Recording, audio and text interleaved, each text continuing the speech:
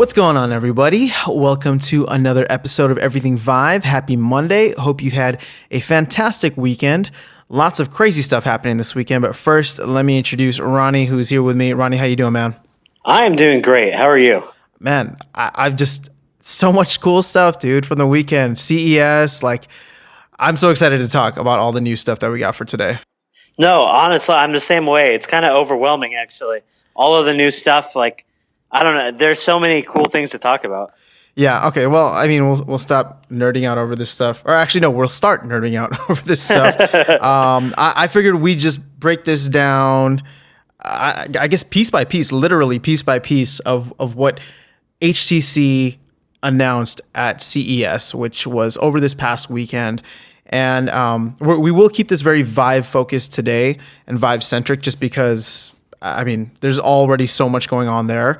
But yeah, how about we start with the head strap? So HTC announced, among other things, that they have a new head strap. And so the head strap is more customizable. It has a customizable dial for quick adjustment, a feature which I think will be well received by a lot of people is the built-in adjustable headphones. Yeah. And so to be honest, when I would see the comparisons between the Rift and the Vive, and people would list the Rift having a positive over the Vive because it had built-in headphones, I didn't necessarily take that as a positive, just because maybe it's like the audiophile in me. I'm a little bit more particular with the type of headphones I like to use, and I just kind of like the options of not having the headphones, especially for like party environments. You don't get too lost in there. You can't hear what's going on around.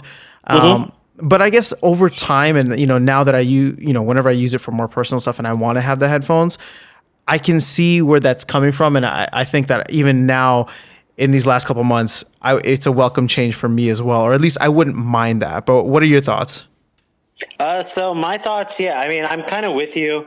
Having headphones are in a way really nice. I could see how if I was just trying to just stick the headset on real quick and go, that there are advantages to having them built in, so they just swivel down. You don't have to worry about extra cables and such. At the same time, I don't necessarily. What I'm most excited about this isn't necessarily the headphone part, though that is a cool feature. I'm excited just because it looks like they're taking notes from the other headsets out there and really making the Vive the premier headset that it deserves to be.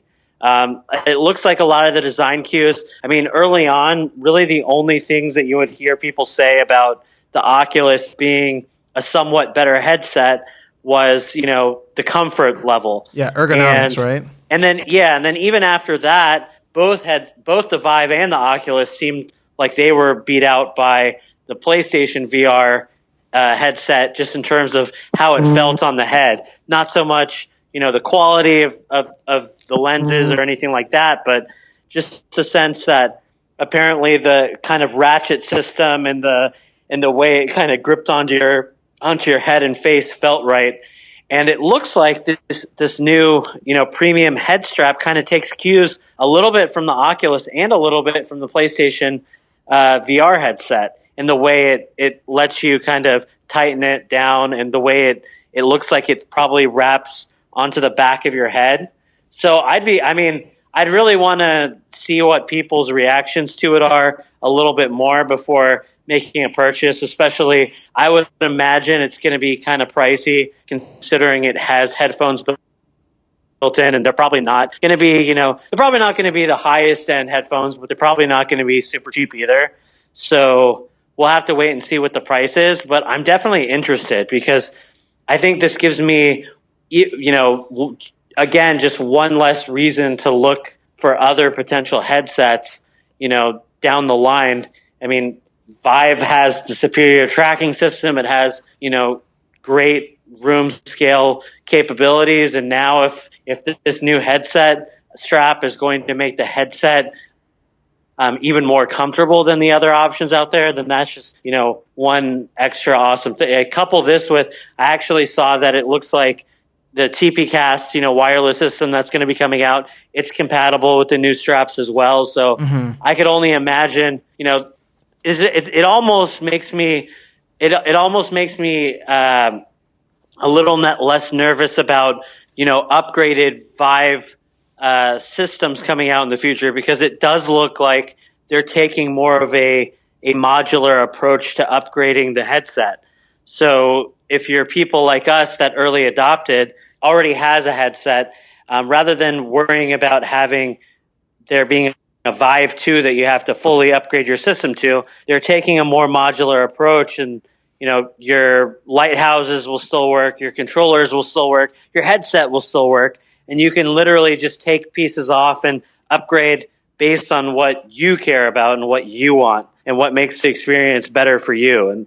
And I think that's potentially a really good approach. Yeah, no, I definitely agree with you on that, and we'll table the TP casting for a little bit later, just so we can keep some type of organized way that we go about all this stuff. But just going back to the head strap, and what you were talking about in terms of it being, one of the initial weaknesses or one of the initial low points for people when comparing it to the other first gen headsets for Oculus and for the PSVR, it is good to see them taking into account, what the general public is saying in terms of, what I guess some of the flaws were, or at least some of the weaknesses were, and trying to turn those into strengths. So, in terms of what you're talking about, being able to upgrade on a piece by piece, I guess, perspective or piece by piece way, I think that's definitely going to help in terms of not, we were really worried about Vive 2 being announced a little bit too early. And I think that was probably a little irrational for us to think that way. But just with all the rumors and stuff out there, I think this makes a lot more sense.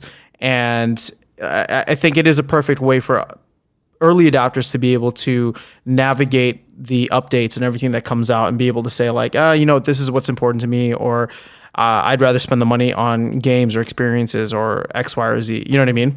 Yeah, I do. So yeah, this definitely leaves a lot of flexibility is a word that I'm looking for in terms of how you upgrade your system and how you stay current with what Vive and I guess VR in general will be offering in the future. Yeah, this makes me hopeful that, obviously not taking into account new types of technology that'll arise. It's very possible that a higher resolution version of the headset itself will come out at some point, and rather than having to buy another $800 kit or whatever, we could literally be just, swapping out just that one piece, just the headset itself, and using the controllers, the stations, even the head strap potentially, and it'll be a much cheaper way. So you never know how they're gonna move forward. But I'm just saying, like, if they're moving in this direction of being able to kind of piecemeal upgrade as you go, then I think that opens up a lot of possibilities for people to not worry about spending money on this or that in the meantime. No, yeah. I would say that I doubt that they would forego like major updates and like revolutionary, like, or maybe revolutionary is not the word, but just having, a Vive Generation 2. I think at some point they're going to want to do that. Have a clean cut. Just have a clean everybody. cut. But I think as long as they do piecemeal stuff and make it so that it is a step-by-step procedure and there isn't this gigantic jump between A and B, you know what I mean? Yeah. That would just help a lot. And I think the updates that we're hearing now, again, and this is the first, this is the first year. So this is the first like major round of updates that are coming out. So hopefully this sets that type of precedent over the next couple of years in whatever way that they choose to go forward. Yeah. I'm just imagining our versions of the Vive headsets that we have now, but let's say in 6 months from now, we have new head straps and we're wireless, and it's gonna feel like a completely different system, which is pretty cool. Yep. Okay, cool. Well, let's move on to the second thing that they announced here, which was the tracker, nicknamed the Puck because that's what it looks like. It's a little round cylindrical surface. and it weighs about 3 ounces. And they're saying that it can be used on pretty much anything or to create anything. So I saw a couple of examples for rifles, baseball bats, haptic gloves. But I mean, there's already a lot of positive feedback in terms of the functionality of this and the creative freedom that it's allowing developers to have. So what are your thoughts, man? Yeah, no, I mean, again, another cool thing. I'd be curious to see exactly how easy it's going to be to implement different types of tool. But I mean, developers have already found interesting ways to implement, new and exciting things to titles. Just look at Richie's plank experience. They were actually able to find a way to implement a real plank into the game. So, I mean, this is definitely going to give developers more and more kind of toys to play with. And I mean, yeah, the only thing I guess you have to be careful on is if you have a really small space, kind of be careful what you're waving around. But yeah, I mean, again, I think it comes down to like what can't you do with this? You know what I mean? I think that'll be the more limiting factor. Because I mean, I even was seeing people who were saying like you could, if you had multiple, you could put it on your feet, and then people would be able to simulate maybe some type of walking or some type of moving or kicking or something. And the first thing that comes to mind is like the final goalie game that you played, where now you can block stuff with your feet, or now if you're in a that's a really zombie cool game, you can kick them away. Like whatever. Like it's just there's so much that you could do just by having. And I don't know how much these trackers will be, and I don't know how many you can have in a certain play space, but it'll be interesting to see how these are implemented and used in a very creative fashion. Yeah, no, I totally, and that's actually a really good example of something that, just being able to track your feet. I could imagine the puck having like an elastic band around it, and you literally just put it around your ankle, and now all of a sudden, developers will have an easy way to track where your feet are, and stuff like that. I mean, yeah, we're slowly getting to the point where like creating avatars that move realistically will be the norm. You know what I mean? Because sometimes there's some games, and I won't name the games, but you go into some games and like it just looks really awkward when people move or when people are kind of standing around. And so like this will just as the tracking gets better, obviously, and as you have more points of sensory, or I don't know what the term I'm looking for here is, but as you have more points of where the sensors are, you'll be able to get a better overall picture. Yeah, no, agreed. So very cool. Yep. Okay, well, let's get on to the one I think you and I are most excited about, and that is the TPCast announcement. And they are claiming latency of as low as 2 milliseconds, 1.5 hour battery life. It will be $249 US dollars when it ships, and that it will be shipping in Q2 of this year. And for anyone who's not familiar, TPCast is the company working with HTC to bring a wireless solution, take away those crazy wires. And I mean, we've seen already some of the videos online where people are doing backflips in this thing, and it looks incredible. It looks like it just, like Ronnie was saying earlier in the podcast, I mean, it's totally going to revolutionize the experience. It's crazy that in a couple of months you'll be able to walk around not completely untethered, but it's real. We have a date now, and it's coming. What do you think, man?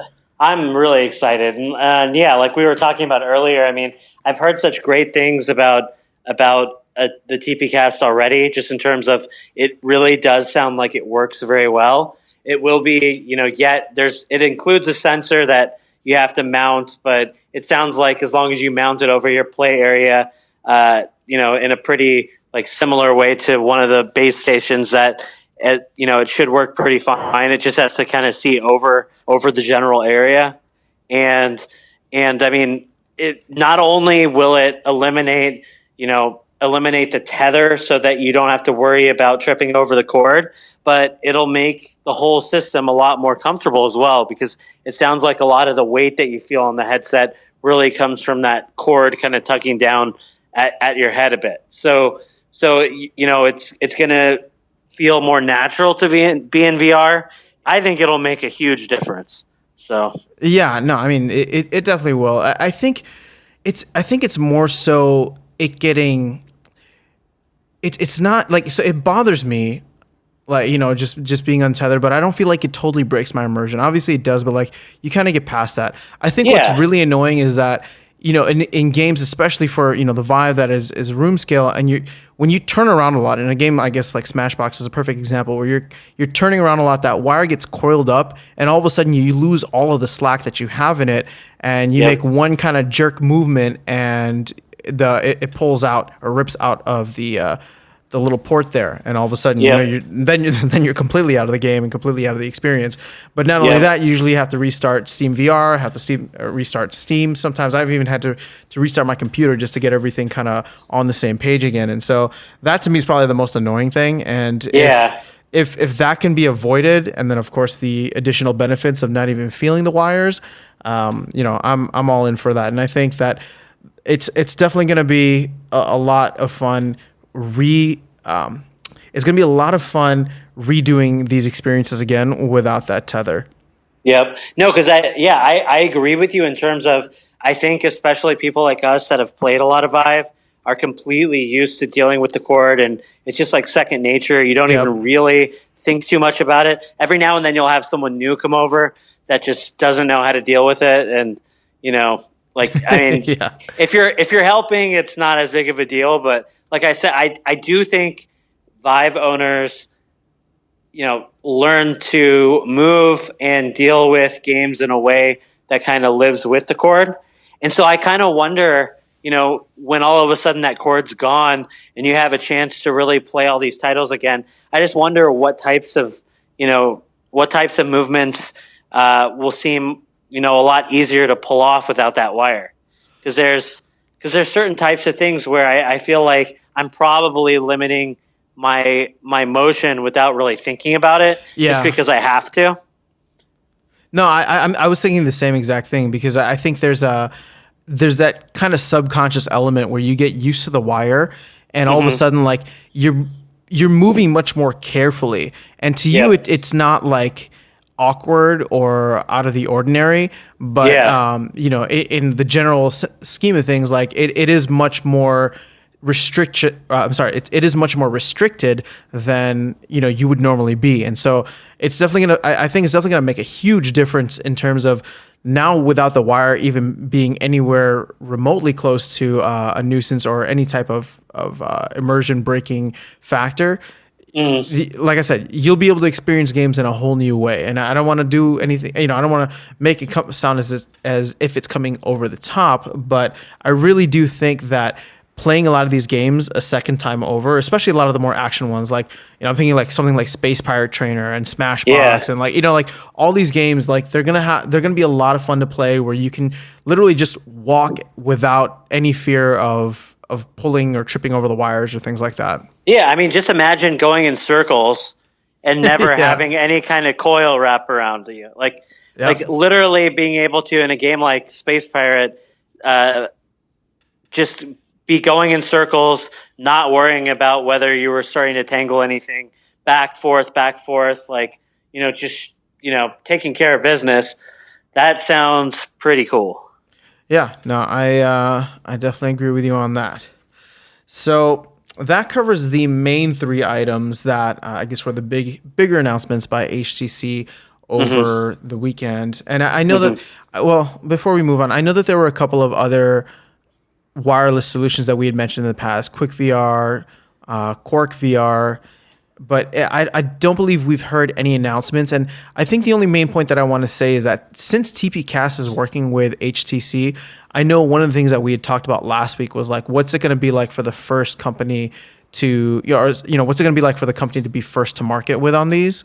But I think more so, and I'm seeing this more so now, just in the latency issues, I think their relationship or the fact that they're working directly with HTC is going to make that big impact, because I mean, 2 milliseconds of latency is what they're boasting, which is incredible compared to any of the other, the other claims out there for those solutions. And, the fact that they have that kind of backdoor entrance in terms of being able to get, I guess, whatever they need from HTC, if they have that type of partnership, I think is going to make the biggest difference overall. And that will probably give TPCast the edge in the long run, I believe. Yeah, no, I agree. I mean, just like I had mentioned earlier, I saw in an article someone from HTC specifically showing that the TPCast is compatible with the new premium head strap for the Vive, and just the fact that they're even thinking that far ahead to make sure that they support the TPCast just goes to show you that they are looking at it as almost like a first party kind of add-on. They are really supporting it. So cool. Okay. Well, last thing that I got for today is, well, there's not too much info on it yet, but I just wanted to announce it or just talk about it here real quick because it does seem like it could be potentially a big thing, and that is the subscription service that Viveport will be offering. Now, again, I'll admit that I mainly or primarily use Steam over Viveport just because for me, I'm just more used to it. Nothing against Viveport, but it's newer, so it's... I think that's typical. I think most people probably still do too. So yeah, but I think it's really cool that they're going to be offering this subscription service, and it's not available yet. You can sign up to be notified and be one of the first people to get a free trial through it. So if you go to viveport.com, they'll have information on how you can sign up there. But to me, this is really interesting just because we've seen this happen in quite a bit with within other, I guess related industries, and the big example here would be something like Netflix, where you pay a subscription service and receive access to hundreds or thousands of titles. Now, VR, I don't know how that would work right now with the current VR market and the current VR landscape, but I can almost see this being worthwhile if there's good content. I mean, at the end of the day, it's going to come down to what type of content on there, because no matter how much you pay per month, if there's not good content, it's never going to be worth it. But if the content is decent and it's worth checking out, like I don't know. I mean, what do you think? Would you ever engage in something like this or go for it? Yeah, I mean, I think it all, like you said, it depends on the content. It depends on what types of experiences are there. I'd really be interested to see kind of what their initial lineup looks like, because I think that will kind of give you a little bit of info into what they have in mind with the service. That said, though, I mean, I think it has a lot of potential, because for the average VR consumer, I feel like there's still a lot of risk in terms of when you pay for a title, whether you're going to get an experience that you ultimately are going to enjoy enough to go back to again and again versus, other. So being able to just pay for a monthly service and then be able to try everything they have on there to offer, I think that's a really cool way to kind of let people try quite a bit of software. And then potentially, I mean, I am wondering how it's going to work exactly. I mean, I guess if you really like something, you could potentially purchase it outside of the Viveport subscription, or even through Steam if you ever stopped your subscription and you still wanted that game, and that would give you a way to kind of try it out while you're paying for it under the service. And I'm sure that the developers will also get paid that way as well. So I think it has some potential. I'd like to see kind of a little bit more of how it's going to actually play out once it's live. But and my hope is that like it'll help the economy as a whole. I'm talking just like the VR and specifically Vive economy as a whole grow, just because it'll allow people to get a taste of a lot of different things, and they'll be able to give feedback on titles that they normally may not have checked out if they had to pay X amount of dollars to purchase it. But it's just like, oh, hey, it's part of my subscription.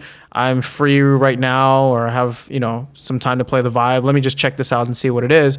And maybe they really like it, and they go on whatever forums and leave a review, or leave some type of feedback, or pass it on to the next person, or they dislike it and maybe provide some constructive feedback that developers can go back and improve the experience with, which they wouldn't have had that feedback had there been a price tag on just that individual title. You know what I mean? Yeah, no, that's a really good point. I agree with that. So, yeah, I mean, I think overall it'll be good. And I mean, you see just how how much Netflix has grown in the time that it's been around. And so if this can do for VR experiences, and I know it's not necessarily games, but just VR experiences in general, if this can do what Netflix did for movies and entertainment in that way, I'm really excited to see how the landscape kind of grows from there.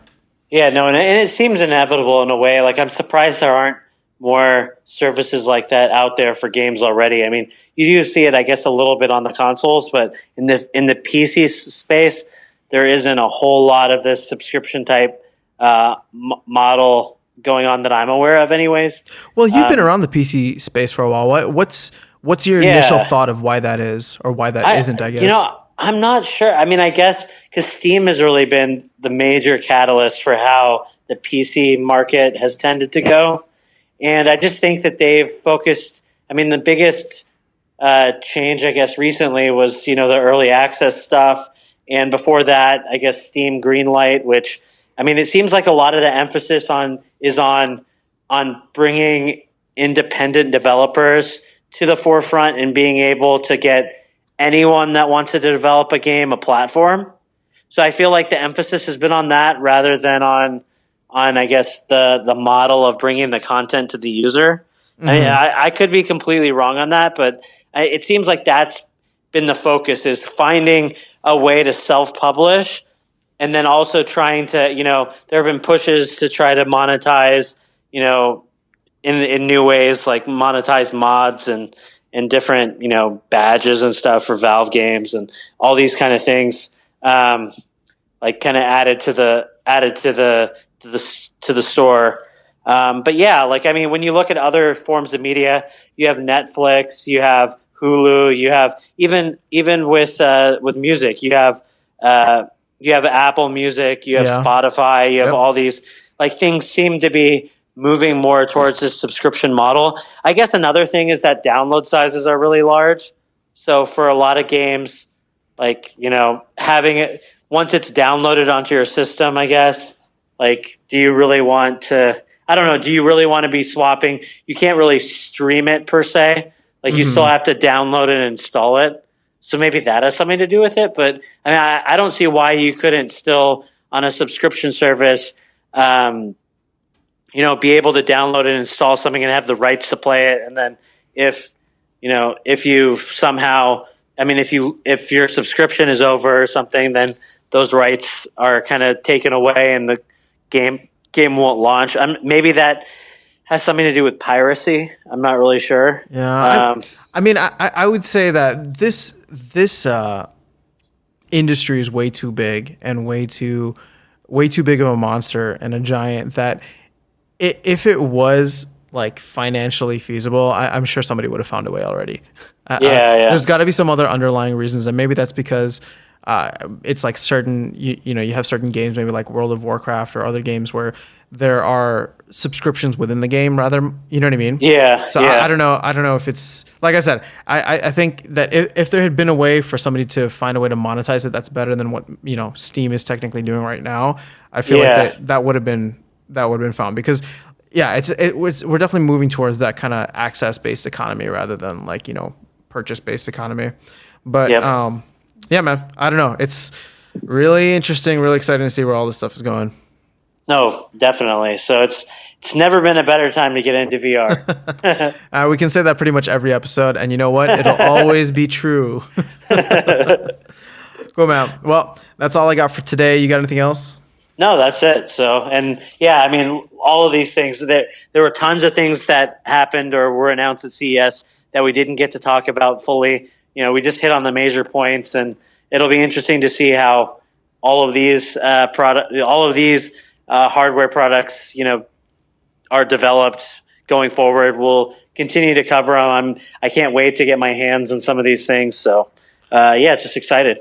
Yeah. Like Ronnie was saying, there's, a lot of stuff happened at CES. So this is in no way a comprehensive recap of what happened there. We're definitely going to digest everything as it goes, but we wanted to be very specific with the Vive news for this week, just because there was a lot of exciting stuff with the puck, with the new head strap, with the TPCast announcement. So, whatever ends up shaking out to be kind of at the forefront. We'll be following that for news next week. And with that, we'll go ahead and cut this episode. We are on iTunes and Stitcher and YouTube, so please make sure you subscribe, like, and comment accordingly. And yeah, we'd love to continue the conversation with you guys over there. So that being said, enjoy the rest of your week. We will talk to you guys again on Wednesday, and take care.